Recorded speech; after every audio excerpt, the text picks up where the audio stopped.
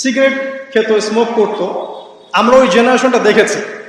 Smoke করতো চুপ চুপ চুপ করে, ওই চায়ের দোকানের কর্নারে, এই বাথরুমে ঢুকে, ওই মাঠের ওই কর্নারে গিয়ে, কেউ যেন দেখে না ফেলে। তারপরে কয়েক বছর পর পরিস্থিতি একটু পরিবর্তন হলো, ওপেন স্মোকিং, সবাই, ভাইয়ের সাথেও স্মোকিং, বন্ধুর সাথেও স্মোকিং, পরে বাবার সাথেও দেখা যায় ছেলে স্মোকিং। একটা যুগ আসলো দেখেন। তারপরে আস্তে আস্তে নতুন নতুন মদ আসতে লাগলো, গাঁজা, হেরোইন, প্যাথেডিন, হুইস্কি ইত্যাদি ইত্যাদি, ফেন্সিডিল, ইয়াবা। এখন ইয়াবার যুগ, আরো আপগ্রেডেড কোনো মদ আসছে। এখন সিগারেট টিকেট কোনো বিষয় না, এগুলো তো ফ্যাশন। যদি কেউ ইয়াবা খায় তাহলে বলা হচ্ছে হ্যাঁ এ মাদক সেবী।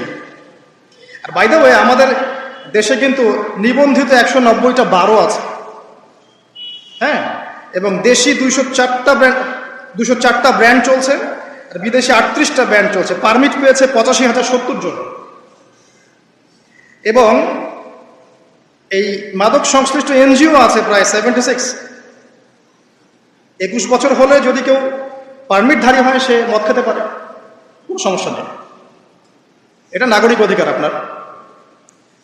আবার আশ্চর্যের ব্যাপার এটাও যে এগুলো খুলে উন্মুক্ত করার পরেও আবার মাদক নিরাময় কেন্দ্রও আছে 7টা। মানে ওভাবে খাবেন, এডিক্টেড হয়ে যখন জীবনটা নষ্ট হবে, এই 7টা নিরাময় কেন্দ্রে এসে আপনি চিকিৎসা নেবেন। এগুলো ডিপার্টমেন্ট আছে, সদর দপ্তর আছে, সব গোয়েন্দা সংস্থাও আছে। এবং মাদকদ্রব্য নিয়ন্ত্রণ অধিদপ্তরও আছে। তো এটা একটা সার্কাস, মানে এই ওয়ার্ল্ডটা হচ্ছে একটা সার্কাসের যুগ। এই বিশ্বে যা হচ্ছে না, খালি চোখ দিয়ে যা দেখছেন, এর বেশিরভাগই সার্কাস। যেটা বলছিলাম, এখন ইয়াবার যুগ চলছে না। একটা সময় ছিল যখন ছেলে মেয়ে যদি অ্যাফেয়ার করতো লুকিয়ে লুকিয়ে, চিঠি দিয়ে, কেউ যেন না জানে, তাই না? ঠিক, তার মানে এগুলো পার করে আসতে পারে। তো লুকিয়ে লুকিয়ে ছিল, কেউ যেন দেখে না ফেলে। কফি শপে বসলেও খুব সাবধানে, রিক্সায় বসলে কেউ যেন না দেখে। তারপর একটা যুগ আসলো যে জানলে কোনো সমস্যা নেই, বাসায় ওপেন, আমার গার্লফ্রেন্ড, ও আমার গার্লফ্রেন্ড, ও আমার বয়ফ্রেন্ড, আমরা বিয়ে করব, আমরা প্রতিশ্রুতি দিয়েছি একে অপরকে, নো প্রবলেম। তারপর একটা যুগ আসলো যে যেহেতু প্রেম করছি, বিয়েই তো করতে যাচ্ছি, তো সেক্স করলে সমস্যা কোথায়? তখন আবার সেক্সুয়াল অ্যাক্টিভিটি শুরু হলো। মেয়েরা যদি বাইরে বের হতো, তাহলে যদি কোনো মেয়ের শর্ট কামিজ থাকতো বা আটো-শাটো পোশাক থাকতো, সে গিল্টি ফিল করতো যে সবাই আমার দিকে তাকাচ্ছে, কেমন লাগছে। বাট বেশিরভাগ মানুষ এমনটা করতো না, ওই কয়েকজন করতো। আস্তে আস্তে একটা যুগ আসলো যে না, এখন বেশিরভাগই করে, সয়ে গেল এটা। তারপর একটা যুগ আসছে সরাসরি সেক্স, প্রেম টেম কিছুই নাই, এখন খালি সেক্স। পতিতালয়ে যাব, সেক্স করব, চলে আসবো। গার্লফ্রেন্ডের সাথে সম্পর্ক লাগে সেক্স, তারপরে বাজ বিচার করে দেখবো কোনটা ভালো। আর বাই দ্য ওয়ে, আমাদের দেশে 14টা পতিতালয় আছে, হ্যাঁ। আর এগুলো আমি বানিয়ে বলছি না, আপনি গুগল করলেই দেখতে পারবেন। তারপর একটা যুগ আসছে এখন যে হিজাব তো সরিয়েছি, তারপর আস্তে আস্তে ড্রেসটা একটু ছোট হলো, তারপর একটু টাইট ফিটিং, ঠিক আছে, আরেকটু শর্ট করতে করতে এখন রেভলিউশন আসছে, এটাও খুলে ফেলে দিতে হবে, এটাও রাখা যাবে। আমি আপনাকে বলে দিই হাদিস থেকে, এরপর কি হবে। ওই যে গোপনে গোপনে জেনা এবং এই যে অল্প অল্প অশ্লীলতার যুগটা থেকে যখন প্রকাশ্যে জেনা আর অশ্লীলতার ছয়লাভের যুগটা আসছে এখন, এরপরে হবে কি, মানুষ রাস্তাঘাটেই জেনা করবে। রাস্তাঘাটে, এইখানে কেউ সেক্স করতেছে, ওইখানে কেউ সেক্স করতেছে, ওইখানে দেখবেন, এইখানে দেখবেন। বিশ্বাস হচ্ছে না? এটা নবী সাল্লাল্লাহু আলাইহি ওয়াসাল্লাম বলেছেন যে কিয়ামত হবে না ততদিন পর্যন্ত, যতদিন মানুষ রাস্তাঘাটের আনাচে কানাচে জেনা করবে না। তখনকার সবচেয়ে ভালো মানুষ যে হবে, সে কে জানেন? যে গিয়ে ওদেরকে বলবে যে কাজটা এখানে করছো, একটু দেয়ালের পিছনে যাই করতে পারতো না, এ হবে সবচেয়ে ভালো মানুষ। হাদিসে এমন ভাষা এসেছে। যুগ কিন্তু হঠাৎ করেই এরকম ফাসাদপূর্ণ হয় নাই, আস্তে আস্তে আস্তে আস্তে দেখেন, প্রথমে মাদক গোপনে, দেন প্রকাশ্যে, তারপর একটা ফ্যাশন হয়ে গেল, সবাই খাচ্ছে, কে কি বলে। প্রথমে পর্দা সবাই করতো মোটামুটি, 100 বছর আগের যুগে যান দেখবেন ম্যাক্সিমাম পর্দা। তারপরে আস্তে আস্তে রেভলিউশন, ফ্যামিনিস্ট রেভলিউশন, কাপড় ছোট হতে হতে হতে এখন বিকিনির যুগ আসতেছে, সবাই বিকিনি পরে ঘুরবে। কে এগুলোর বলার আছে? আমার পোশাক আমি পরবো, আপনার বলার কি অধিকার আছে? আমার দেহ আমার সিদ্ধান্ত, আমার দেহ আমার সিদ্ধান্ত। এরপরে আসবে ওই যুগটা যখন মানুষ রাস্তাঘাটে জেনা করবে, আর আল্লাহ রাব্বুল আলামিন বলেছেন তার রাসূলের মাধ্যমে ওদের সামনে কিয়ামত হবে ইনশাআল্লাহ। মানুষ এইভাবে ফাসাদে জড়িয়েছে। মুসলিম পরিবারে জন্মগ্রহণ করার পরেও এই জিনিসগুলো অমুসলিমরা করুক, খ্রিস্টানরা করুক, বৌদ্ধরা করুক, ইহুদিরা করুক, আমাদের কিচ্ছু যায় আসে না। ওরা সারা দেশ সভ্যতা একাকার করে ফেলাক, আমাদের কিচ্ছু যায় আসে না। তো মুসলিম পরিবারে জন্মগ্রহণ করার পরে একটা মুসলিম ছেলে মুসলিম মেয়ে কিভাবে এগুলো করতে হবে? দেখবেন মুসলিম পরিবারে জন্ম নিয়েছে, নামাজ নাই, কোরআন তেলাওয়াত নাই, আল্লাহর তো জিকিরের কোনো খবরই নাই, তারপরে দিব্যি সুদ খাচ্ছে, ঘুষ খাচ্ছে, এটা ফ্যাশন, দুর্নীতি এটা কমন, সবাই করে, আমি একটু করলে সমস্যা কোথায়? সবার ভিতরে একটা মানে আত্মিক দুর্নীতি, মানে আমাদের আত্মাটাই দুর্নীতিগ্রস্ত হয়ে গেছে। যখন একটা মানুষের আত্মা দুর্নীতিগ্রস্ত হয়ে যাবে তখন তার কাজগুলোও হবে এরকম। একজন রাইটারের বই পড়ছিলাম, তিনি লিখেছেন যে এখন চলমান যে সময়টুকু চলছে এটা কিন্তু অনেক আগের বই, ওই সময়ের কথা তিনি বলছেন যে এখন যে চলমান সময় চলছে এই যুগে যদি আত্মাটাকে দেহের রূপ দেয়া যায় আর দেহটাকে আত্মার রূপ দেয়া যায় তাহলে দুর্গন্ধে কোনো মানুষ আমার কাছে আসবে না। আমি বুঝাতে পারিনি মনে হয়। আমাদের সুন্দর দেহটাকে যদি আত্মা বানিয়ে দেওয়া হয় আর আমাদের কুৎসিত আত্মাটাকে যদি দেহ বানিয়ে দেওয়া হয়, এত বিভৎস দেখাবে, সামনে কেউ যাবে না। তো যেটা বলছিলাম, ধর্ম মুসলিমদের মধ্যেই ফাসাদ চলছে, ইকোনমিক সেক্টরে ফাসাদ, রিবা, দুর্নীতি, সুদ, ঘুষ, কমন, এগুলো সবাই করছে। মুহাম্মদ সাল্লাল্লাহু আলাইহি ওয়াসাল্লামের উম্মত কিন্তু আমরা কিন্তু আল্লাহর সেই বান্দা যাদের পিতাকে আল্লাহ পাক ফেরেশতাদের সামনে সেজদা করিয়েছেন জ্ঞানের কারণে। সমাজের ক্ষেত্রে যান, দেখবেন সমাজের কাঠামোগুলো ভেঙে পড়ছে। প্রতিবেশী কে থাকে সেটাও মানুষ এখন জানে না, যে আমার পাশের বাসা আছেটা কে। একজন আরেকজনের উপকার করা, কাউকে ছাড় দেয়া দিন দিন কমে যাচ্ছে। দেখবেন কারো উপকার করা এটাকে মানুষ বিরক্তি মনে করছে।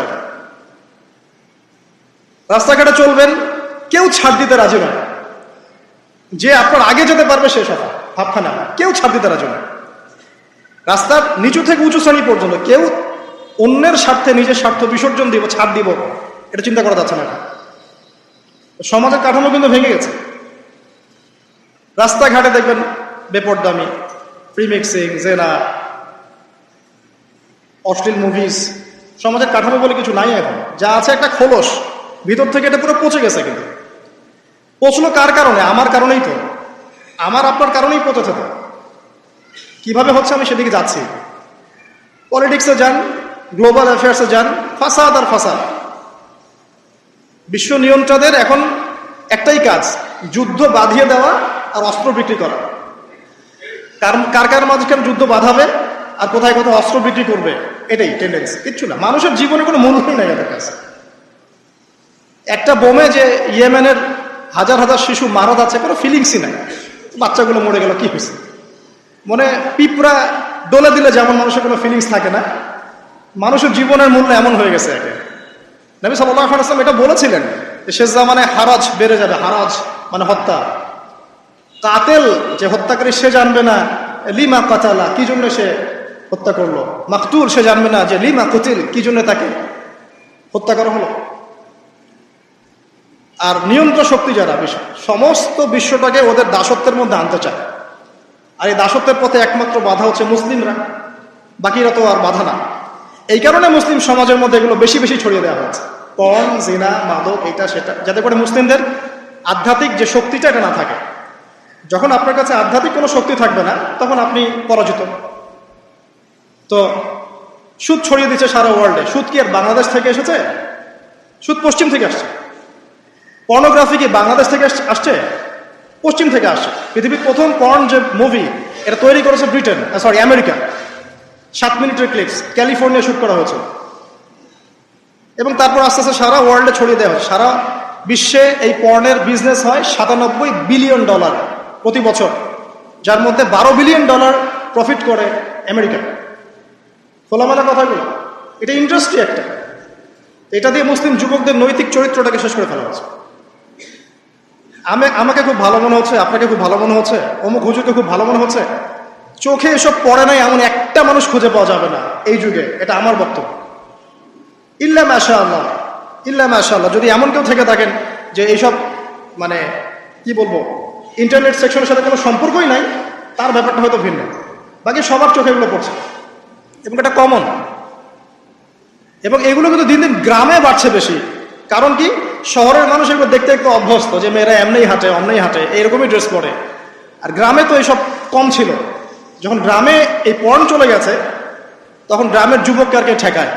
এখন সে প্রতিদিন দেখা যাচ্ছে গ্রামে গঞ্জে ধর্ষণ বাড়ছে, মেয়ে ওর কাছে একটা ভোগের বস্তু, পশুত্ব আর দমন করতে পারছে না, আক্রমণ। আর এসবের যেহেতু ইসলামিক কোনো বিচার হচ্ছে না, ইসলামিক লস কেমন, যে একজন চুরি করেছে, জুমার দিন নামাজ হবে, নামাজের পরে সমস্ত এলাকার লোকজন দাঁড়িয়ে থাকবে, সমস্ত এলাকার লোকজনের সামনে তার হাতটা কেটে ফেলে দেওয়া, এলাকার সব লোক দেখবে চুরি করলে এই শাস্তি হয়, ভয় আর চুরি করতে যাবে। কেউ কাউকে অন্যায়ভাবে হত্যা করেছে, তারও কেসাস করতে হবে এবং সেটা সবাই জানবে যে ও হত্যা করেছে, এ তাকে কেসাস করেছে। কেউ কারো চোখ উপড়ে ফেলেছে, ওরও চোখ। কেউ কারো হাত ভেঙে ফেলেছে, ওরও হাত, হাতের বদলে হাত, চোখের বদলে চোখ, কানের বদলে কান, কেসাস। ধর্ষণ করেছে, জনসমক্ষে সবার সামনে নিয়ে এসে দেন কোর্ট বসে সাক্ষী প্রমাণ নিয়ে মৃত্যুদণ্ড, সবাই দেখবে যে মৃত্যুদণ্ড। প্রয়োজনে এই যে প্রজেক্টর লাগিয়ে দেখা যায়, এই যে এই কাজ করেছে, এই শাস্তি। রাস্তাঘাটে ইফটিজিং হচ্ছে, মোবাইল কোর্ট থাকবে, ইফটিজিং হচ্ছে, রিপোর্ট প্রমাণ ধরা হবে, সাথে সাথে বিচার। এরকম একটা মাস করলে পরে দেখবেন অপরাধের মাত্রা বাড়ে না কমে। আল্লাহর কসম করে বলছি, এটা ইনশাআল্লাহ 80% কমে যাবে ইনশাআল্লাহ। কিন্তু এটা করলে কি হবে জানেন, ওই যে পশ্চিমে বসে আছে বিশ্ব নিয়ন্ত্রণ সংস্থা, ওরা বলবে যে এই স্টেটের দিকে নজর রাখ, এরা মৌলবাদী হয়ে যাচ্ছে, এরা সন্ত্রাসী হচ্ছে, মানবাধিকার লঙ্ঘন করছে, ইত্যাদি ইত্যাদি। অথচ তুমি মিয়া সারা বিশ্বের মধ্যে লাখ লাখ মানুষকে বোম মেরে হত্যা করে দাও, তোমার মানবাধিকার লঙ্ঘন হয় না? সবখানেই ফাঁসা। হকটাকে মানুষ বাতিল মনে করছে, বাতিলকে মানুষ হক মনে করছে। সত্যবাদী তাকে মিথ্যাবাদী বলা হচ্ছে, মিথ্যাবাদীকে সত্যবাদী বলা হয়। এখানে মুসলিমদের জীবনের মূল্য কমে গেছে। ওদিকে আর লম্বা করছি না, আমি আমার লেকচারের মূল জায়গায় আসছি। এখান থেকে আমি লেকচার একটা দিকে ফোকাস করে আমি শেষ করব। সেটা হলো, এই সমস্ত প্রবলেমসগুলো আমাদের পক্ষে সলভ করা সম্ভব না। এখন সলভ করার মতো ক্ষমতা আমাদের নাই, অনেক ক্ষেত্রে আমাদের সেই জ্ঞানও নাই, এগুলো নিয়ে ভাবার সময়ও নাই। কিন্তু একটা জায়গায় আমরা ফোকাস করতে পারি, একটা জায়গায়। আজকের লেকচারের এটা সবচেয়ে মূল জায়গা। সেটা হচ্ছে আল্লাহ পাক আমাদেরকে স্ব পরিবার দিয়েছেন, তাই নাই? এবং এই পরিবারটা হচ্ছে একটা সমাজের গঠন একক। আমরা পড়েছি না গঠন একক, একটা জিনিস, একটা কোষ, তার মধ্যে গঠন একক আছে না, অণু পরমাণু আছে না। সমাজ হচ্ছে, সমাজের অণু বা পরমাণু হচ্ছে পরিবার।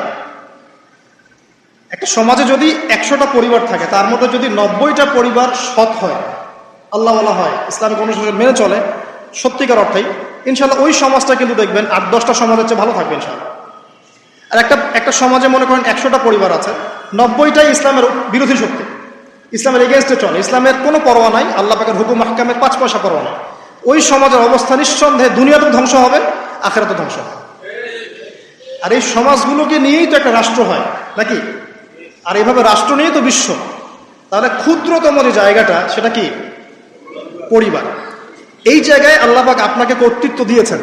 এখানে কিন্তু আপনার উপর লাঠি কেউ ঘোরাচ্ছে না। আপনি অ্যাজ এ বাবা, আপনি পরিবারের কর্তা, অ্যাজ এ স্বামী আপনি পরিবারের কর্তা, ভাই আপনি পরিবারের কর্তা। আমাদের প্রথম স্টার্টিংটা এই ফ্যামিলি থেকে করা উচিত। তো আল্লাহ পাক এই বিষয়ে কি বলছেন, আমি ওই আয়াতটা বলে সামনে যাই।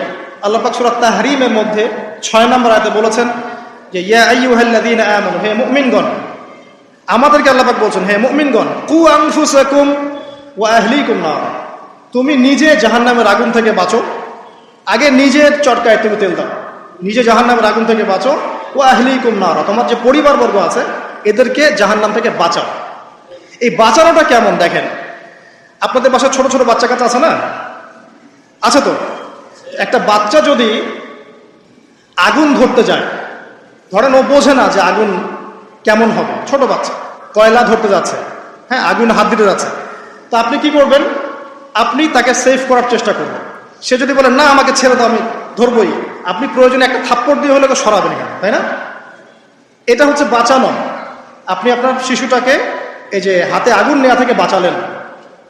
আল্লাহ পাক এটা বলছেন, নিজে বাঁচো, পরিবার বর্গকেও বাঁচাও। পরিবার বর্গ যদি শুনতে না চায়, না আমি জেনা করব, না আমি গান শুনবো, না আমি মদ খাবই, হ্যাঁ, না আমি এইটা করবো ওইটা করবো, যদি আপনি বুঝে থাকেন যে আপনার কথাটা হক, শাসন করে হলেও তো তাকে বারণ করতে হবে। এখানে আল্লাহ পাকের নসিহত হচ্ছে, তোমরা নিজেরা জাহান্নামের আগুন থেকে বাঁচো, পরিবার বর্গকে বাঁচাও। কোন জাহান্নাম থেকে বাঁচবে? আলাইহা মালাইকাতুন গিলাজুন শিদাদ, যেই জাহান্নামে কঠিন কঠিন মনের ফেরেশতারা আছে, পাষাণ মনের ফেরেশতা। আল্লাহ পাক তাদের মনের মধ্যে কোনো দয়া মায়া দেন নাই। আমাদের মনে দয়া মায়া আছে না? এই দয়া মায়াও আল্লাহ পাক তাদেরকে দেন নাই। শুধু আযাব দেওয়ার মতো শক্তি সামর্থ্য এবং কঠিন একটা মন দিয়েছেন। অন্য সূরায় আছে তাদের সংখ্যা 19 জন। কতজন? 19 জন, মানে তারা দায়িত্বশীল। বাকি আর যে কত হাজার লক্ষ কোটি আছে আল্লাহ ভালো জানে। আলাইহা তিসআত আশার, আল্লাহ পাক বলেছেন। তো আলাইহা মালাইকাতুন গিলাজুন শিদাদ লা ইয়াসুনাল্লাহা মা আমারাহুম ওয়া ইয়াফআলুনা মা ইউমারুন। আল্লাহ পাক ওই ফেরেশতাদেরকে যে আদেশ করেন সেই আদেশ পালনে তারা বিন্দু মাত্র গাফেলতি করে না। এই সব ফেরেশতা থেকে যারা জাহান্নামের প্রহরী, এই জাহান্নাম থেকে তুমি নিজে বাঁচো, তোমার পরিবারকে বাঁচো। এই জায়গায় আসে। এখন তোমরা যারা এখনো ফ্যামিলি শুরু করো নাই, যুবকদেরকে বলছি, তাদের জন্য এই অংশটুকু বেশি বেনিফিশিয়াল হবে ইনশাআল্লাহ। আর তোমাদের জন্য পথ চলাটা তুলনামূলক সহজ তাদের চাইতে যারা অলরেডি ফ্যামিলি ঢুকে গেছেন এবং বিপদেও পড়ে গেছে, বা বড় হয়ে গেছেন, দীর্ঘ সময় পর্যন্ত আপনার ইসলামের এগেনস্টে চলেছেন, বা আল্লাহর হুকুম আহকামের তোয়াক্কা করেন নাই, তাদের জন্য এটা অনেক কঠিন। কিন্তু যারা এখনো ফ্যামিলি স্টার্ট করো নাই, বা কেবল স্টার্ট করেছো বা করতে যাচ্ছ, তোমাদের জন্য এই অংশটুকু বেশি ইম্পর্টেন্ট। আল্লাহ পাক এখানে একটা মূলনীতি দিয়ে দিলেন, নিজে বাঁচতে হবে, পরিবারবর্গকে বাঁচাতে হবে। আর আমি আগেই বললাম, পরিবার বাঁচলে সমাজ বাঁচবে, সমাজ বাঁচলে রাষ্ট্র বাঁচবে। আসেন প্রথমে আমরা দেখি যে কোরআন কি বলছে। খুব অল্প করে বলি, কারণ লম্বা সময় নেওয়ার সুযোগ নাই। কোরআন কি বলছে একটু লাইভলি থাকেন। আদম এবং হাওয়া আলাইহিম আসসালাম, মনে আছে? তাদের দুইজনকে আল্লাহ পাক পৃথিবীতে নামিয়ে দিয়েছেন না? যে ভুলটা তারা করেছেন, সেই ভুলের ফল তারা দুইজনের সমানভাবে শেয়ার করে নিচ্ছেন না? বুঝতে পারছেন?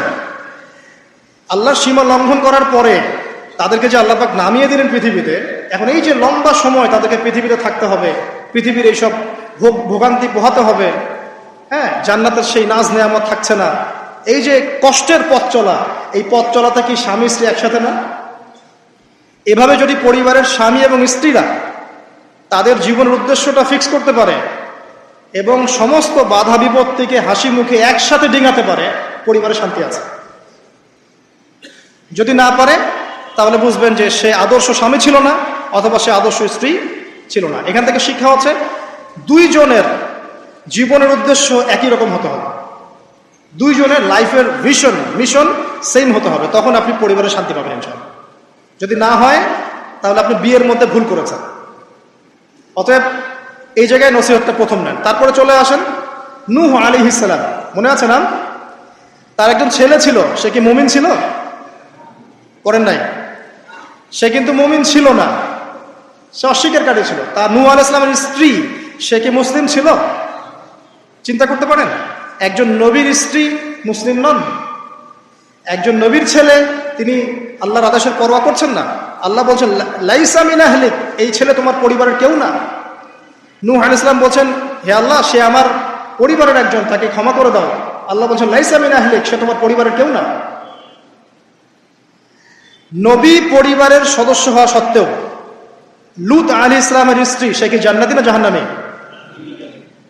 তাহলে এখানে বোঝেন যে নবী পরিবার হলেও যদি ব্যক্তিগত পর্যায়ে মানুষের মধ্যে ঈমান ইসলাম না থাকে, তাহলে এইসব বংশের পরিচয়, রক্ত, বর্ণ, জাতীয়তাবাদ, ভাষা, এগুলো মানুষকে আল্লাহর আযাব থেকে বাঁচাতে পারবে না। নবীর পরিবারের সদস্য হওয়া সত্ত্বেও তারা জাহান্নামে যাচ্ছে। সূরা তাহরিম পড়ে। তাহলে আমাদের কাজ কি? নিজের চটকাটা তেল দেওয়া গল্প। আমি কত বড় আলেমের ছেলে, আমি কত বড় দায়ীর স্ত্রী, আমি কত বড় মানে মুফাসসির মুহাদ্দিসের সন্তান, ভাই, এসবের কোনো মূল্য নাই। নিজে আমি ভালো কিনা, নিজে প্রকৃত মুসলিম মুমিন কিনা, এটার মূল্য আছে। এই কারণেই হয়তো আমাদের নবী সাল্লাল্লাহু আলাইহি ওয়াসাল্লাম তার মেয়ে ফাতিমা রাদিয়াল্লাহু আনহাকে বলছেন, হে ফাতিমা, হে আমার কলিজার টুকরা মেয়ে, হে আমার কলিজার টুকরা মেয়ে, তুমি শোনো, পৃথিবীতে আমার কাছে যা চাওয়ার তুমি চেয়ে নাও, পরকালে আমি তোমার কোনো হেল্প করতে পারছি না। অথচ আমরা জানি নবী সাল্লাল্লাহু আলাইহি ওয়াসাল্লাম সবার জন্য কি করবেন? সুপারিশ করবেন। সেটা অন্য বিষয়, তোমাকে তোমার হিসাব একাই দিতে হবে। নবী সাল্লাল্লাহু আলাইহি ওয়াসাল্লাম এটা বলছেন। একদিন তিনি বাসায় ঢুকলেন, দেখছেন আয়েশা রাদিয়াল্লাহু আনহা কান্নাকাটি করছে। আয়েশা, আর বলে রাখি, আয়েশা রাদিয়াল্লাহু আনহা সম্পর্কে আমাদের নবীজি বলেছেন, তাকে প্রশ্ন করা হচ্ছে, আপনি পৃথিবীতে সবচেয়ে বেশি কাকে ভালোবাসেন? তিনি বলছেন আয়েশাকে। তারপরে কাকে ভালোবাসেন? আবু বকর। তারপর কাকে ভালোবাসেন? ওমর। কথা বুঝতে পারছেন? সেই আয়েশা রাদিয়াল্লাহু আনহা বাসায় কান্নাকাটি করছেন। তিনি বলছেন, কি জন্য কাঁদছো হে আয়েশা? আয়েশা রাদিয়াল্লাহু আনহা বলছেন, জাহান্নামের আযাবের ভয়ে আমি কাঁদছি। কি হবে ইয়া রাসূলুল্লাহ আমাদের সেই সময়? তখন আল্লাহর নবী তার স্ত্রীকে বলছেন, যাকে তিনি সবচেয়ে বেশি ভালোবাসেন, তাকে বলছেন, তিনটা ক্ষেত্র বা তিনটা জায়গা আছে যখন পৃথিবীর কোনো মানুষকে চিনতে পারবে না পরকালে, এমনকি আমিও তোমাকে চিনতে পারবো। সেটা কি? যখন এই যে মিজানের পাল্লাটা দাঁড় করানো হবে, এই যে এটা ভারী হচ্ছে না হালকা হচ্ছে, এ সময় কেউ কাউকে চিনবে না, কারো কথা কারো মনে থাকবে না। যে গার্লফ্রেন্ডের জন্য আপনি জীবন দিচ্ছেন তার কথা আপনার মনে থাকবে না। যে স্ত্রী সন্তানের জন্য আপনি সারা জীবন দুর্নীতি করে গেলেন তার কথা আপনার মনে থাকবে না। এমনকি যে স্ত্রীর কাছে আপনি অনেক প্রেমময় স্বামী, সেও আপনার কথা মনে রাখবে না যখন মিজানের পাল্লাটা উঁচু করা। দুই, যখন আমল নামা ছুড়ে দেওয়া হবে, আমল নামা এভাবে উন্মুক্ত করে ছুড়ে দেওয়া হবে, ইকরা কিতাবাক, তুমি আজকে তোমার কিতাব পড়ো, ওয়া কাফা বিনাফসিকা আল-ইয়াওমা আলাইকা হাসিবা, আজকে তুমি নিজেই তোমার নফসের হিসাব নেওয়ার জন্য যথেষ্ট। এই সময় আয়েশা, আমি তোমার কথা মনে রাখতে পারবো না। আরেকটা হচ্ছে যখন মানুষ পুলসিরাত পার হবে, তখন কেউ কারো কথা মনে রাখবে না। এখান থেকে শিক্ষা কি? নূহ আলাইহিস সালামের পরিবারের সদস্য হয়েও তারা আল্লাহর আনুগত্য না করার কারণে জাহান্নামে যাচ্ছে। লূত আলাইহিস সালামের পরিবারের সদস্য হয়েও ঈমান না আনার কারণে তারা কি করছেন? জাহান্নামে যাচ্ছেন। আমাদের শিক্ষা হচ্ছে আমাদের পরিবারগুলোর, যে আমাদের এই বংশ, আমাদের এই যে টাকা পয়সা, স্ট্যাটাস, রং, হ্যাঁ, বাড়ি গাড়ি, পলিটিক্যাল পদ, কোনো কিছুই আমাদেরকে আল্লাহর আযাব থেকে বাঁচাতে পারবে না যদি আমরা প্রকৃত মুসলিম মুমিন না হতে পারি। তো পরিবারের সদস্যদেরকে আল্লাহ পাক ঈমানদার হওয়ার তৌফিক এনায়েত করুন। এবার আসেন সামনে, আরো সামনে যান। দেখেন ওই যে ইব্রাহিম আলাইহিস সালাম, দেখেছেন? মনে আছে? বাবা হচ্ছে ওই সমাজের সবচেয়ে বড় লিডারের ডান হাত, নমরুদের ডান হাত। সে হচ্ছে মূর্তি পূজারীদের সর্দার, মানে মূর্তি সে বানাতো, স্ট্যাচু মেকার। ইব্রাহিম আলাইহিস সালামকে আল্লাহ পাক ওই ঘরেই জন্ম দিয়েছেন যেখানে তার বাবা একজন শিরকের কাণ্ডারী। ইব্রাহিম আলাইহিস সালাম তাকে বোঝানোর চেষ্টা করলেন, বাবা এটা শিরক, এটা শয়তানের কাজ, এখান থেকে ফিরে আসো, আমি তোমার জন্য আল্লাহর কাছে দোয়া করবো ইত্যাদি। বাবা তার কথা শুনলো না। এটা তো এমন না যে তিনি শুধু একবার বলেছেন, তিনি হয়তো বলতেই ছিলেন, কিন্তু তিনি বললেন, সালামুন আলাইক, বাবা আপনার উপর শান্তি বর্ষিত হোক, হ্যাঁ আমার আব্বা আপনার প্রতি শান্তি বর্ষিত হোক, আমি আল্লাহর কাছে আপনার জন্য দোয়া করব। পরে যখন আল্লাহ পাক তাকে বললেন যে কোনো মুশরিকের জন্য তোমার দোয়া করার স্বভাব পাবে না, তখন থেকে ইব্রাহিম আলাইহিস সালাম দোয়া করা বন্ধ করে দেন। এখানে দেখেন, ছেলে, একজন যুবক ছেলে, তার মধ্যে ঈমান এসেছে, সে তার পরিবারের চলমান শিরকের বিরুদ্ধে কথা বলছে, প্রয়োজনে সে সেখান থেকে স্কিপ করেছে, তাকে বের করে দেওয়া হয়েছে, সে চলে গেছে, তারপরেও কিন্তু তাওহীদের সাথে শিরকের আপোষ করে নাই ইব্রাহিম আলাইহিস সালাম। সামনে যান, ওই যে তার স্ত্রী হাজরা আলাইহিস সালাম তার সন্তান এবং স্ত্রীকে রেখে আসছেন কোথায়? মক্কায়, তাই না? মরুভূমিতে, খাবার নাই, পানিও নাই। এখন ইব্রাহিম আলাইহিস সালাম চলে যাওয়ার সময় তার স্ত্রী বলছেন যে আপনি কি আল্লাহর আদেশেই আমাকে ছেড়ে যাচ্ছেন? তিনি বলছেন হ্যাঁ। তখন তিনি বলছেন, আল্লাহ পাক আমাদেরকে ধ্বংস করবেন না ইনশাআল্লাহ। এখানে খেয়াল করে দেখেন, তারপর সাফা মারওয়া সাই করলেন, জমজম কূপ, পানি বের হলো, সেখানে কমিউনিটি গড়ে উঠলো। ইসমাইল আলাইহিস সালামের ঔরস থেকে পরবর্তীতে মুহাম্মদ সাল্লাল্লাহু আলাইহি ওয়াসাল্লামের জন্ম হয়েছে ওই ট্রাইবের মধ্যেই।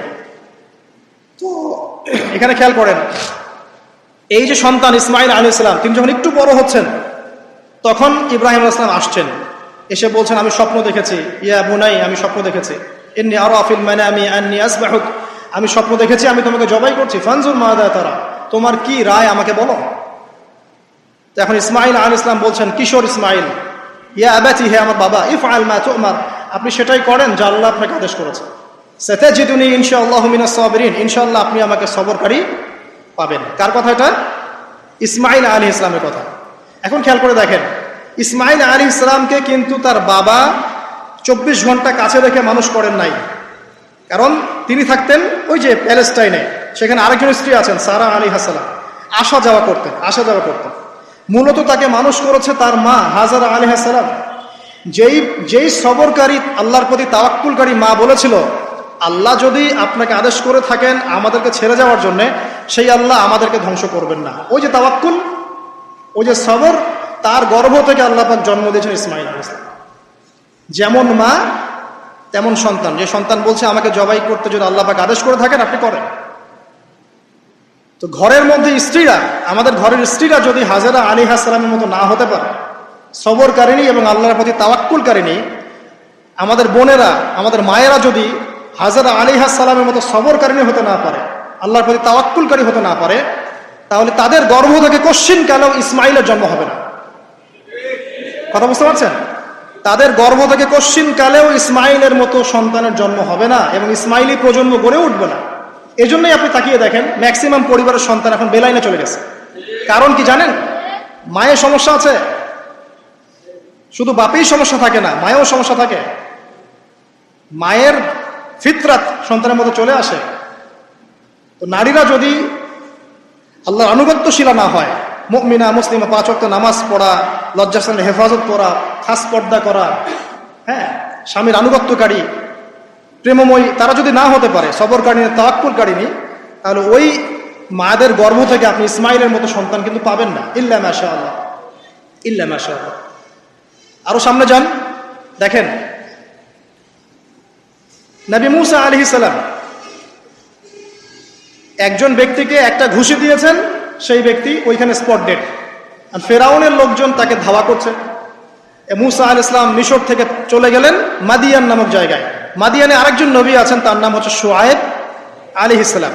সেখানে গিয়ে তিনি গাছের নিচে বসে আছেন। দেখলেন দুজন মেয়ে দূরে দাঁড়িয়ে আছে, পানি নেয়ার মতো চান্স পাচ্ছে না। ওই কওমের লোকজনের শক্তি বেশি, তো তিনি একটু শক্তিশালী ছিলেন, মুসা আলাইহিস সালাম। তিনি গেলেন, গিয়ে শক্তি খাটিয়ে ওদেরকে পানির ব্যবস্থা করে দিলেন।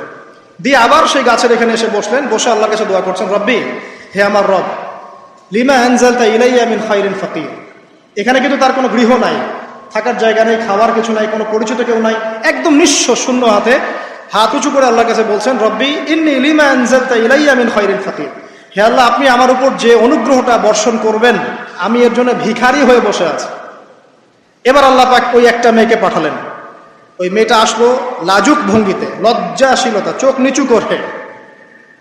এই যে এখনকার এই যে ব্লাউজ ছাড়া শাড়ি পরা জেনারেশন না, এরা চক্ষু নিচু করে আসলেন। এই হাঁটাটাকে আল্লাহ পাক প্রশংসা করেছেন যে সে লজ্জাশীলতার সাথে হেঁটে আসলো, এসে মুসা আলাইহিস সালামের সামনে দাঁড়িয়ে চক্ষু নিচু করে বলল যে আমার বাবা আপনাকে ডাকছেন, আমার বাবা আপনাকে ডাকছেন। এই লজ্জাশীলতা মেয়েদের মধ্যে কোথায় পাবেন এখন? একটা হাদিস আছে, যখন তোমার মধ্যে লজ্জা থাকবে না, তোমার দ্বারা যে কোনো পাপ করা সম্ভব। হাদিস আছে, যে কোনো পাপ করা সম্ভব। বিকিনি পরেও কয়দিন পর ঘুরবে এরা, আমি বলে দিচ্ছি, দেখে নিয়েন ইনশাআল্লাহ। এবং এই আন্দোলন করতে করতে এক পর্যায়ে এমন একটা অবস্থা হবে, দেখবেন যে ওটা পরেও রাস্তায় ঘুরছে। মানে ওরা দেশটাকে ওই আমেরিকান এবং ব্রিটেনদের পশ্চিমা সংস্কৃতির রঙে সাজাতে চায়। আর এই নোংরা অসভ্যতার নাম দিয়েছে প্রগতিশীলতা। শয়তান অনেক বেশি প্রগতিশীল ছিল এবং এখন আছেও। ওই মেয়ের হেঁটে আসাটাকে আল্লাহ প্রশংসা করছেন। আসার পরে তিনি যখন বলছেন আমার বাবা আপনাকে ডাকছেন, তিনি গেলেন, তখন ওই শুআয়ব আলাইহিস সালাম বলছেন যে আমার এই দুই মেয়ের মধ্যে একজনকে আমি তোমার সাথে বিয়ে দিতে চাই। মুসা আলাইহিস সালাম সেখানে বিয়ে করলেন। শর্ত হচ্ছে 8 থেকে 10 বছর তাকে তার ফার্মে চাকরি করতে হবে, কৃষিকাজ মানে গবাদি পশুর এখানে 8 থেকে 10 বছর তাকে সার্ভিস দিতে হবে, এটাই মোহর। তো এটা আমি এখন বুঝি যে মূসা আলাইহিস সালামকে আল্লাহ পাক এই যে রাখালির কাজ করিয়েছেন কেন জানেন? কারণ এই কাজগুলো মানুষের ধৈর্য বাড়ায়। মূসা আলাইহিস সালামকে পরে আল্লাহ পাক বড় একটা দায়িত্ব দিবেন, এই কারণে তাকে ট্রেনিং দিচ্ছেন এখানে। তাকে আরো বড় একটা জাতিকে সামলাতে হবে যারা আরো অনেক বেশি উদ্ধত, অনেক বেশি গবাদি পশুর মতো। তারা কারা? ওই যে বনু ইসরাইল। চোখের সামনে দেখলো আল্লাহ পাক ফিরআউনকে ডুবিয়ে দিলেন, তারপরে 40 দিনের মধ্যে আবার শিরক করা শুরু করে দিলেন। আমাদের নবী মুহাম্মদ সাল্লাল্লাহু আলাইহি ওয়াসাল্লামকে একজন কষ্ট দিয়েছিল। তো কষ্টটা এত ডাইরেক্ট দিয়েছে, এসে বলেছে আপনি ইনসাফ করেন, হে মুহাম্মদ সাল্লাল্লাহু আলাইহি ওয়াসাল্লাম, আপনি ইনসাফ করেন, আপনি ইনসাফ করছেন না। তো সাহাবীদের চোখ মুখ লাল হয়ে গেল যে এত বড় কথা নবীকে বলে। তখন নবী সাল্লাল্লাহু আলাইহি ওয়াসাল্লাম বলছেন, দাঁড়াও, আমার ভাই মূসাকে তার কওম আরো অনেক বেশি কষ্ট দিয়েছে। মানে মূসা আলাইহিস সালামের কষ্টের কথা চিন্তা করে আমাদের নবী সান্ত্বনা নিচ্ছেন, যেটা তো কিছুই না। মূসা আলাইহিস সালামকে তার কওম আরো অনেক বেশি কষ্ট দিয়েছে। তো এই কওমকে সঠিক পথে চালানোর জন্য আল্লাহ পাক 8 বছর তাকে রাখালি করিয়েছেন। আপনারা জানেন কিনা জানি না যে বেশিরভাগ নবী কিন্তু কৃষিকাজ করেছেন, এটা জানেন? তো যারা কৃষিকাজ করছেন আপনারা এখানে নিজেকে হীনমন্যতায় ভোগার, ছোট মনে করার কোনো সুযোগ নাই। আপনি একটা নোবেল প্রফেশনের মধ্যে আছেন, খাঁটি প্রফেশনের মধ্যে আছেন, ঠিক আছে? তো দেখেন, এবার মূসা আলাইহিস সালাম একজন ভালো গার্ডিয়ান পেলেন, তার নাম শুআয়ব আলাইহিস সালাম। সেখানে বাড়ি পেলেন, সেখানকার জামাই, তিনি চাকরি করছেন, মানে তার সবকিছুই অনুকূলে। ওই যে দোয়া কিন্তু কবুল হয়ে গেল। সতী পুত পবিত্র একটা মেয়ে আল্লাহ পাক তাকে দিয়ে দিলেন। কারণ মূসা আলাইহিস সালাম ছিলেন অনেস্ট, মূসা আলাইহিস সালাম ছিলেন একটা সৎ ব্যক্তি, অনেস্ট, যিনি কখনো অশ্লীল কোনো পথে পা বাড়ান নাই। ঠিক তেমন একজন মেয়েকে আল্লাহ পাক তার জীবন সঙ্গিনী করে দিলেন।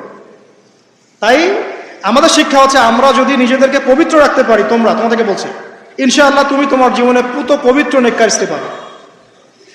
কিন্তু তোমরা যদি এখনকার এইসব প্রলোভনে পড়ে জেনা, মদ, পর্ন, হাবিজাবি সবকিছুর মধ্যে ঢুকে যাও, মাদক ইত্যাদির মধ্যে, পুত পবিত্র নারী আসবে না। দেখবা যে এমন নারী তোমার জীবনে আসছে যে নিজেও পবিত্র না।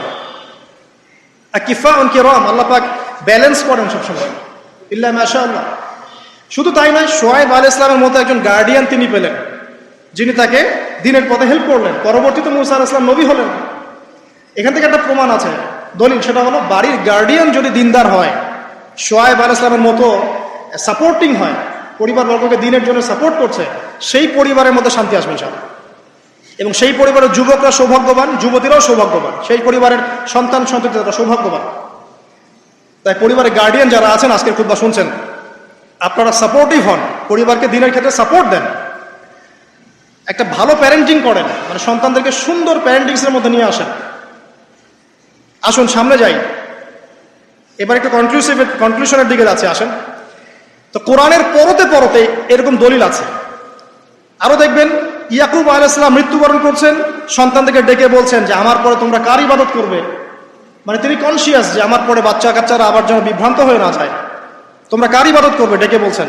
আর আমরা ওই সময় ডেকে বলতাম যে আমার ব্যাংকের 10 কোটি টাকা আছে, 1 কোটি ওকে দিস, আর 1 কোটি ওকে দিস, হ্যাঁ আমার জমি জমা এগুলা আছে, ওকে এটা দিস, ওকে এটা দিস। উনি ডেকে বলছেন তোমরা আমার পর কার ইবাদত করবে। সন্তানরা বলছে আমরা এক আল্লাহর ইবাদত করব, যার ইবাদত আপনি করেছেন, আপনার পিতাও করেছেন। সচেতন গার্ডিয়ান। সামনে যান, আপনি দেখবেন ইউসুফ আলাইহিস সালাম, যিনি যে জেলখানায় বন্দী হলেন, পরে মিশরের খাদ্যমন্ত্রীর দায়িত্ব পেলেন, তার বাবা ইয়াকুব আলাইহিস সালাম কাঁদতে কাঁদতে চোখ অন্ধ হয়ে গেল। দেখেন, যখন ইউসুফ আলাইহিস সালাম তার ভাইদেরকে বললেন এই যে রুমালটা, এই রুমালটা নিয়ে যাও, আমার বাবার চোখের উপরে দিবে, ইনশাল্লাহ সে দৃষ্টিশক্তি ফিরে পাবে। এটা পড়েন নাই মনে হয়, সূরা ইউসুফের মধ্যে আছে। এই রুমালটা যখন আমার বাবার চোখের উপর দিবে, তখন সে তার দৃষ্টিশক্তি ফিরে পাবে। তখন ওই রুমালটা যখন তারা বহন করে নিয়ে আসছেন, অন্ধ ইয়াকুব আলাইহিস সালাম তিনি বলছেন যে আমি দূর থেকেই ইউসুফের গন্ধ পাচ্ছি। সূরা ইউসুফ আর জুলাইখার প্রেম কাহিনী নয়। সূরা ইউসুফ হচ্ছে তার পিতা ইয়াকুব আলাইহিস সালাম এবং এই যে তার ছেলে ইউসুফ আলাইহিস সালাম, তাদের মধ্যে ভালোবাসার কাহিনী। এটা ভালো করে পড়েন, ভালো করে বুঝবেন। এখানে পিতার সন্তানের ভালোবাসাকে বোঝানো হয়েছে। এত ভালোবাসেন তিনি সন্তানকে। এখান থেকে শিক্ষা কি? শিক্ষা হচ্ছে পিতাদেরকে সন্তানদেরকে ভালোবাসতে হবে, আদর করতে হবে, কাছে থেকে বোঝাতে হবে। সবসময় শাসনের লাঠি ঘোরানো যাবে না। সন্তান যদি হোঁচট খায় তার হাতটা ধরতে হবে, ধরে বলবে, বাবা কি হয়েছে, আমি তো তোমার সাথে আছি। মা কি হয়েছে, হতাশ কেন হচ্ছে, আমি তোমার সাথে আছি। একটা রেজাল্ট খারাপ হচ্ছে তো কি হয়েছে, আমি তোমার সাথে আছি। বাবা নামাজ পড়ো, বাবা কোরআন তেলাওয়াত করো, আল্লাহকে ডাকো, আল্লাহ তোমার সাথে আছে। তোকে কনফিডেন্স দিতে হবে। যখন পিছন থেকে সন্তানরা কনফিডেন্স পাবে, এই সন্তানরা বড় হয়ে আত্মবিশ্বাসী হবে। আর পিছন থেকে যখন আপনি তাকে সবসময় শাসন করতে থাকবেন, জুলুম করতে থাকবেন, এ বড় হয়ে আপনাকে বৃদ্ধাশ্রমে পাঠাবে না তো কোথায় পাঠাবে? সন্তানকে ভালোবাসতে হবে। এটা বলে রাখি, এখানে দেশে আবার 30টা বৃদ্ধাশ্রমও আছে। ইসলামে বৃদ্ধাশ্রমের কোনো জায়গা নাই। আর এখন আমি চলমান একটা পত্রিকা রিপোর্ট দেখলাম গুগলে, নাম করা পত্রিকা, নাম বলছি না। তারা বলছে এখন বৃদ্ধাশ্রম সময়ের দাবি। বৃদ্ধাশ্রম এখন সময়ের দাবি, নাউজুবিল্লাহ। আর ইসলাম বলছে সবচেয়ে সেরা অধিকার দিবে মাকে, তারপরে মাকে, তারপরে মাকে, তারপর বাবাকে। মায়ের পায়ের নিচে জান্নাত, বাবার সন্তুষ্টিতে আল্লাহর সন্তুষ্টি, এগুলা ইসলাম বলছে। আর এখনকার সভ্যতা আমাদেরকে বলছে যে বৃদ্ধাশ্রম এখন সময়ের দাবি। ইউসুফ আলাইহিস সালামকে যেভাবে ভালোবাসতেন তার বাবা, সন্তানকে ভালোবাসুন। আমাদের নবী মুহাম্মদ সাল্লাল্লাহু আলাইহি সাল্লাম মানুষকে যত ভালোবাসতেন, এর কারণ কি জানেন? ছোটবেলা থেকেই তাকে খুব ভালোবাসা দিয়ে মানুষ করা হয়েছে। তার মা তাকে ভালোবাসতেন, তার দুধ মা তাকে ভালোবাসতেন। তার দাদা আব্দুল মুত্তালিব তাকে সাথে করে নিয়ে ঘুরতেন, কাবার সামনে বসাতেন, বসিয়ে বলতেন তার নাম হচ্ছে মুহাম্মদ, প্রশংসিত। এই নামটা তখন আরবে কেউ রাখতো না। আমার এই নাতি, আমার এই ছেলের ছেলে ইনশাআল্লাহ এ বড় হয়ে নেতা হবে, এই কথা বলতেন। তাকে আত্মবিশ্বাস দিতেন। এমনকি তার দাদা ইন্তেকালের পর তার চাচা আবু তালেব মুসলিম না হয়েও সুদীর্ঘ সময় পর্যন্ত ভাতিজাকে সাপোর্ট দিয়েছেন। এই সাপোর্ট দেয়, কনফিডেন্স, এগুলো খুব ইম্পর্টেন্ট। এগুলোর ঘাটতি যখন হবে তখন এই যুব সমাজ, পরিবারের সদস্যরা ফেড আপ হয়ে যাবে, মানসিক কষ্টে ভুগবে, মাদকের কাছে যাবে, অন্য একটা মেয়ের কাছে যাবে, পণে যাবে, আপনার মিউজিক্যাল ইনস্ট্রুমেন্টের কাছে যাবে। ঠিক আছে, আমরা শেষ করছি। এখান থেকে একটা শিক্ষা হচ্ছে যে আমাদের পরিবারের সদস্যদেরকে ভালোবাসা এবং তাদের প্রতি কনফিডেন্স দেয়া, তাদেরকে আল্লাহর পথে চলতে সাহায্য করা। ইনশাল্লাহ দেখবেন যে তারা আপনাকে সম্মান করবে, আপনাকে একজন বন্ধু মনে করবে, যে না আমার পাশে কেউ আছে, আমি একা নই, এমনটা ফিল করবে। এটা খুব ইম্পর্টেন্ট। শেষ করার আগে এই যে কোরআনিক কিছু আমি জাস্ট এক্সাম্পল দিলাম, বিচ্ছিন্ন এক্সাম্পল যে কোরআনে এইভাবে আসে। এছাড়া লোকমান আলাইহিস সালামের ঘটনায় আপনি পাবেন সূরা লোকমানের মধ্যে সন্তানকে ডেকে কত নসিহত করছেন। বাবা শিরিক করো না, সৎ কাজে আদেশ করো, অসৎ কাজে নিষেধ করো, পিতামাতার খেদমত করো। আর আমরা বাচ্চাদেরকে কি শিখাই? জমি জমা, বাড়ি গাড়ি, দাঁড়াতে হবে, চাকরি করতে হবে, এটা সেটা। আগে সন্তানকে শিখাচ্ছে বাবা আল্লাহকে চিনো, আল্লাহ বলে একজন আছে, তিনি, তাকে চিনো আগে, তার সাথে কাউকে শরিক করো না। শিরকের শিক্ষা কোথায় এখন পরিবারের মতো? তো কোরআনে এরকম অসংখ্য দলিল আছে। শেষ করার আগে আমি যেটা বলতে চাই যে আমাদেরকে কিছু কিছু বিষয় যদি আমরা এখনো যদি মেনে চলি, এই ভঙ্গুর সমাজ ব্যবস্থায়ও আদর্শ পরিবার ধরে রাখা ইনশাআল্লাহ সম্ভব। আমি সব কথা আজকে বলতে পারলাম না, ইনশাআল্লাহ আরেকদিন কথা হবে অন্য কোনো লেকচারে। যে প্রথমেই পরিবারের যে সদস্যরা আছেন তাদেরকে ইলম বা জ্ঞানের চর্চা করতে হবে। 2, পরিবারের তাওহীদ প্রতিষ্ঠা করতে হবে, নবী সাল্লাল্লাহু আলাইহি ওয়াসাল্লামের সুন্নত প্রতিষ্ঠা করতে হবে। এই দায়িত্বটা পরিবারের কর্তাদের, স্বামী না থাকলে স্ত্রী, মা, ভাই, পিতা, তাদের সবার দায়িত্ব এটা। পরিবারে তাওহীদ প্রতিষ্ঠা করা, সুন্নত প্রতিষ্ঠা করা। পরিবারে নামাজ থাকতে হবে, নামাজ। 5 ওয়াক্ত নামাজ নাই, পরিবার আদর্শ হবে না। পরিবারের সদস্যদেরকে দান সৎকার দিকে উৎসাহিত করতে হবে। যত দান করবে সম্পদ বাড়বে, যত দান করবে সম্পদ বাড়বে। দান কমিয়ে দিলে সম্পদ কমে আসবে। পরিবারের সদস্যদেরকে নৈতিকতা শিক্ষা দিতে হবে, মূল্যবোধ শেখাতে হবে, কালচার হিসেবে গড়ে তুলতে হবে। যারা সামাজিক, তারা সবার পাশে দাঁড়াতে চায়, সমাজ কল্যাণমূলক কাজগুলোতে উৎসাহিত করতে হবে। পরিবারের সদস্যদেরকে বুস্ট আপ করতে হবে, পিছন থেকে তাদেরকে আত্মবিশ্বাস দিতে হবে যে আমরা আছি তোমার সাথে, তুমি তোমার প্রতিভা অনুযায়ী সামনে যাও। যার যেখানে প্রতিভা সেখানে তাকে আত্মবিশ্বাস দিতে হবে। হ্যাঁ, তুমি লিখতে পারো, ভালো লিখো বাবা, তোমাকে টাকা পয়সার ফিকির করতে হবে না, তোমাকে জব ক্যারিয়ারের চিন্তা করতে হবে না, তোমাকে আল্লাহ পাক লিখার ক্ষমতা দিয়েছেন, লিখো, আল্লাহ ওখানেই রিজিক দেবেন ইনশাআল্লাহ। তুমি বলো, তোমাকে বলার ক্ষমতা আল্লাহ পাক দিয়েছেন, তুমি ভালো করে বলো। তুমি বিজ্ঞান ভালো পারো, বিজ্ঞান নিয়ে গবেষণা করো। তুমি ভালো খেলো, ভালো করে খেলো, মানে আপনাকে ওর প্রতিভা অনুযায়ী আপনাকে বুস্ট আপ করতে হবে ইসলামিক রুলস মেনেই। বাসায় পর্দার বিধান চালু করতে হবে যাদের মধ্যে নাই, এবং এটাকে শক্ত করে ধরতে হবে। এটা হেলায় ফেলায় ছেড়ে দেওয়া যাবে না। বাসার মধ্যে অপসংস্কৃতি যেগুলো আছে, বাইরের কালচার যেগুলো ঢোকে, এগুলো রাস্তা বন্ধ করতে হবে। ইন্টারনেট সেকশনগুলোকে লিমিটেড করতে হবে, এবং যা দেখবেন সবাই একসাথে দেখবেন ড্রয়িং রুমে বসে। স্মার্টফোন এতে অ্যাভেলেবেল করে দিবেন না। এমনও কান্ট্রি আছে 18 বছর না হলে কেউ ফোন ইউজ করতে পারে না, আর আমাদের জন্মের পর থেকেই ফোন। বাচ্চার ওই ফোনটা দেওয়া মানে তার মস্তিষ্ক ড্যামারেজ শেষ। দেখেন আপনি ফোনের কারণে যে কত পাপ করতেছে আল্লাহ। এবং ফোনকে আমরা এখন আর কন্ট্রোল করছি না, ফোনই আমাদেরকে কন্ট্রোল করছে। এইগুলো বন্ধ করতে হবে। বাসার সদস্যদের খাওয়া দাওয়ার দিকে ফোকাস করতে হবে, তারা কি খাচ্ছে, কেমন খাবার খাচ্ছে, ফ্রেশ ফুডের ব্যবস্থা করতে হবে। কালচার্ড কথা বলতে হবে, সুন্দর করে কথা বলতে হবে তাদের সাথে। ঝগড়াঝাটি এগুলো দেখে যখন তারা অভ্যস্ত হয়ে যাবে তখন তো নৈতিকতার অবক্ষয় ঘটবেই। আরো কিছু বিষয় আছে, যেমন পরিবারে হৃদ্যতা ভালোবাসা পিতামাতার মধ্যে আছে কিনা, স্বামী স্ত্রীর মধ্যে আছে কিনা, এই বিষয়টা যেন ছোটদেরকে ইফেক্ট না করে খেয়াল রাখতে হবে। এভাবে যখন ইফেক্টিভ প্যারেন্টিং আসবে, পরিবার রিজিক হালাল, সলাত আছে, কোরআন আছে, জিকির আছে, তারা সমাজকরণমূলক কাজ করছে, ইসলামিক কমিউনিটির মধ্যে আছে, হ্যাঁ, সবার সাথে একটা হৃদ্যতাপূর্ণ সম্পর্ক আছে, তখন দেখবেন এই পরিবারের সন্তানরা ইনশাল্লাহ পরবর্তীতে গিয়ে ভালো কিছু করবে ইনশাল্লাহ। এই পরিবারের মেয়েরা ইনশাল্লাহ শালীন হবে, এবং তারা যখন অন্য কোনো ঘরে যাবে ওই পরিবারও ঠিক থাকবে ইনশাল্লাহ। তো দিনের জ্ঞান, আমল, হালাল রিজিক, সুন্দর প্যারেন্টিংস, এগুলোর মধ্য দিয়ে আমরা আদর্শ পরিবার গড়তে পারবো ইনশাআল্লাহ আযজা ওয়া জাল্লা। আল্লাহ পাক আমাদের সবাইকে তৌফিক এনায়েত করুন। আমি লেকচারটা এখানে শেষ করছি। তো শেষ করার আগে আমি জাস্ট একটা বই সাজেস্ট করবো আপনাদেরকে। আমার হাতে একটা বই আছে, ইনশাআল্লাহ পরবর্তীতে কোনো এক জুমায় বা কোনো একটা সেমিনারে ইনশাআল্লাহ শুধুমাত্র এই বইটার উপরে আমি আলাদা একটা স্বতন্ত্র লেকচার বা সেমিনারের আয়োজন করবো ইনশাআল্লাহ। বইটার নাম হচ্ছে প্যারেন্টিং, জাস্ট সন্তান প্রতিপালন। জাস্ট দেখাচ্ছি বইটা, জাস্ট সন্তান প্রতিপালন, প্যারেন্টিং।